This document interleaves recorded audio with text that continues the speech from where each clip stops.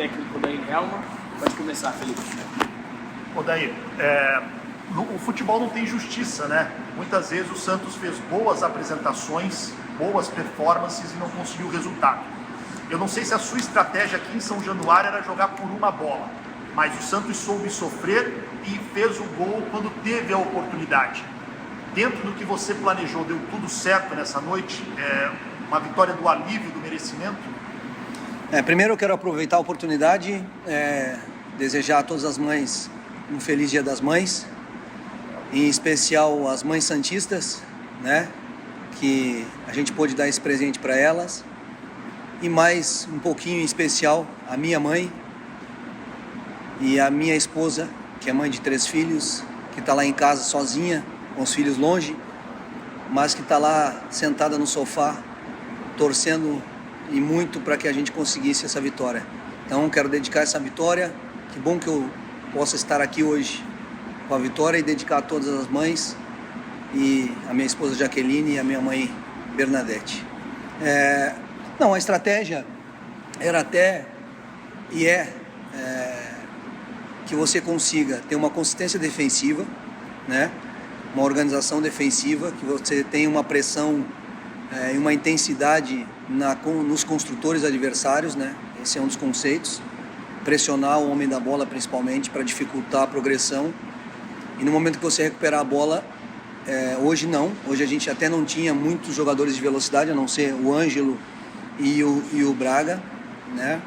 Mas Soteldo, Mendonça, esses caras dão essa característica também, que ela tá natural na equipe de transição, de contra-ataque, de velocidade, mas a gente está trabalhando para que o time tenha um pouco mais de controle dessa posse, né? Tanto em organização ofensiva, quanto na transição. Até os 15, 20 minutos a gente não conseguiu fazer essa progressão como gostaríamos e como já fizemos nos outros jogos. Mas quando fizemos, que colocamos a bola no chão um pouco e entramos na partida tecnicamente, nós não saímos nunca da partida taticamente, em termos de consistência, de organização, né, de controle da partida nessa situação. Mas no momento que entramos no jogo, no primeiro tempo, tecnicamente, que a gente conseguiu fazer essa transição com a posse, a gente foi efetivo, fez o gol, até criou outras situações ali próximas. No segundo tempo teve mais dificuldade nesse sentido. Só que como cada jogo tem a sua história, nós tivemos jogo contra o Grêmio, por exemplo, que tivemos 65% de posse de bola, jogamos dentro do campo do Grêmio a maior parte do jogo, principalmente no segundo tempo, e não conseguimos traduzir isso em situações de gol, e nem em vitória. A sequência de jogos de 3 em 3 dias não vai ser sempre que você vai conseguir manter tudo que você treina, tudo que você quer, tudo que você pensa. Tem um adversário também que estava pressionado, que botou muitos jogadores na fase ofensiva, mas o mais importante hoje foi a grande vitória fora de casa, a vitória que nós já merecíamos ter fora de casa, e o comportamento da equipe novamente sem sofrer gol, na organização, na competição, na garra, tudo aquilo que, quando a gente não consegue fazer o melhor tecnicamente, você consegue suprir através de outras situações. E a equipe hoje, para mim, assim, foi exemplar nesse aspecto, e a gente foi efetivo. Então a gente mereceu a vitória, porque o Vasco não nos criou muito problema, a não ser na parte final do jogo de cruzar a bola para a área, Isso não, né, os nossos defensores estavam muito concentrados. Claro que a gente gostaria de ter ficado mais com a bola, ter criado mais situações, mas a circunstância do jogo era essa hoje, e a gente foi perfeito nessa circunstância. O papel do treinador muitas vezes é daquele cara que encontra soluções, né? Soluções para os problemas que o clube tem. O Marcos Leonardo foi para a seleção sub-20, você imagina, artilheiro do time e tal, vai fazer falta. Você vem traz esse menino dele de 17 anos, segundo gol em 2 jogos. Eu queria que você falasse sobre esse papel do treinador, esse cara que encontra soluções e a base do Santos, de repente, uma fábrica de soluções para a equipe. Eu gostaria, a gente sempre fala, né, quando a gente está fora do Santos, a gente sempre fala que uma hora vai cair um raio no Santos lá. Eu espero que esse seja mais um, né, e que seja enquanto que nós estamos lá, né. Mas tem outros, tem Ângelo, tem Marcos Leonardo, tem Ivonei, tem Ed Carlos, Sandri, tem muitos meninos que estão fazendo parte do grupo, meninos importantes, jogadores importantes, que precisam dessa maturidade. E o David é uma surpresa para vocês, talvez, mas para nós que estamos dentro do processo, Nós tínhamos essa visualização dele, dessa personalidade, dessas características, mas ele é um jovem de 17 anos, a gente subiu ele para o Taça São Paulo para que ele pudesse treinar junto ao profissional. Se não tivesse sendo tão aproveitado, porque a gente tinha Marcos Leonardo, Mezenga, volta para a Sub-20 para jogar, porque jogador jovem, 18, 19, 17 anos, não pode ficar só treinando no profissional. Se ele não estiver lá, ou no banco, ou jogando no profissional, ele tem que estar jogando no Sub-20, para desenvolver, para crescer, para melhorar.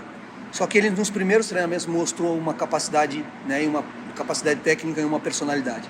E a gente visualizou isso. Tanto que os movimentos que a gente fez de emprestar o Juan, tudo está dentro de um processo, de um planejamento, porque a gente visualizava dar esse passo a mais com ele. Né? Eu sabia do Marcos Leonardo e a gente foi preparando ele para esse momento, para ele ser uma das opções nesse momento.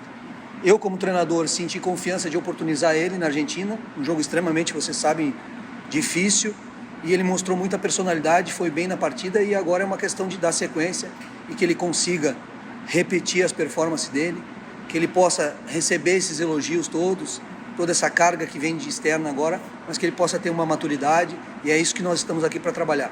Dar suporte a ele, que ele viva esse momento de felicidade, desse passo que ele deu, mas a carreira dele é uma projeção sem limite, mas ele precisa continuar acreditando no trabalho, né, acreditando que o que fez para ele a diferença até agora foi personalidade, foi suor, foi trabalho, e aí a qualidade técnica dele, a personalidade, o que ele é diferente vai sobrepor. Então a gente está feliz com esse momento, com esse passo, e vamos continuar dando suporte e protegendo ele para que ele esteja livre, leve, solto dentro do campo. A responsabilidade é minha como treinador e a responsabilidade é do grupo mais experiente em dar esse suporte para ele e para todos os jovens. Vou te fazer duas em uma, até em relação ao David, talvez para ficar mais claro. Eu lembro que quando você foi apresentado, você falou que, se eu não estou enganado, duas posições você não girava jogador, que era o gol, o goleiro não alternava, porque o goleiro titular é aquele e acabou. E o centroavante.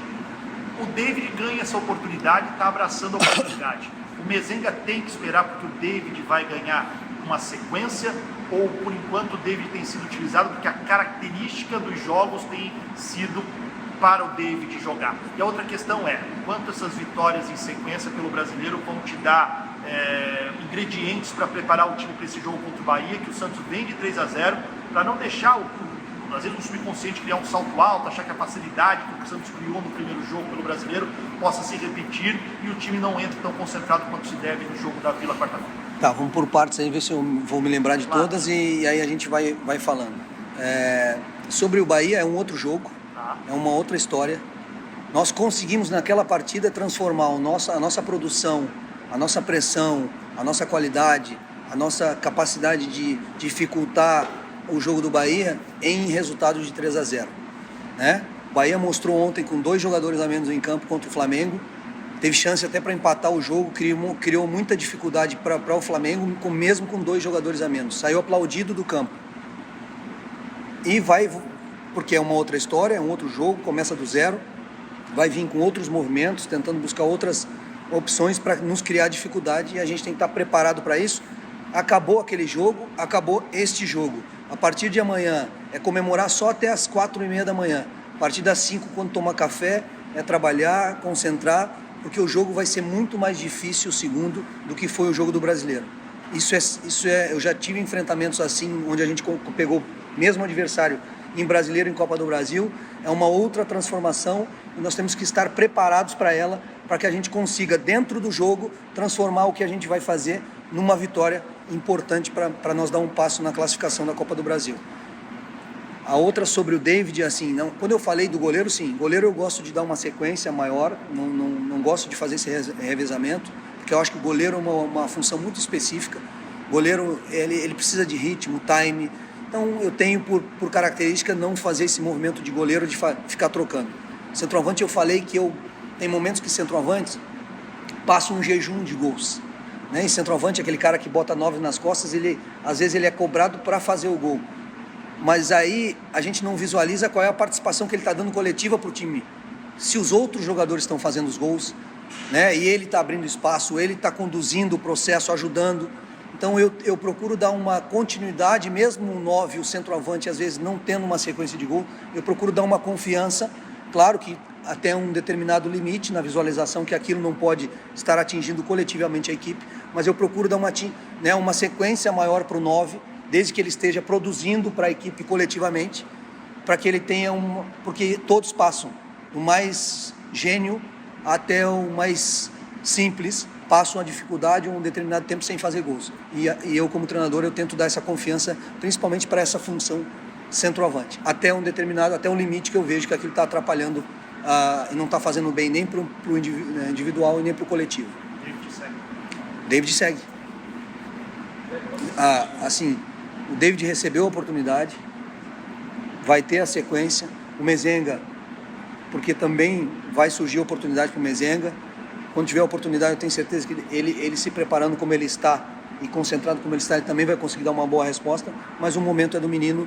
O menino recebeu a oportunidade, está confiante, está fazendo gol, está bem, está ajudando a equipe tecnicamente em todos os sentidos, então é uma sequência agora para o David. Tudo bem? Vou fazer também duas em uma. Primeira, a gente fala muito sobre analisar resultado, pouco performance. Se numa vitória a gente pode analisar o resultado, eu vi, por exemplo, os jogadores comemorando muito assim, uma vitória fora de casa, que tinha uma certa cobrança, e você com muitos desfalques, né, para essa equipe. O quanto que uma vitória como essa, assim, independentemente de atuação, focando no resultado, ela é importante, ela é capaz de mudar algumas coisas na temporada. E falando sobre o próximo jogo em relação ao Bahia, quanto que para você tem mais vantagem ou desvantagem ter enfrentado uma equipe anteriormente? Porque se por um lado você chega cheio de confiança porque venceram por 3-0 em outra competição, por outro, o adversário também já te conhece muito bem, já conhece suas peças, seu time, como é esse enfrentamento? Assim, a vitória ela é fundamental no processo, né?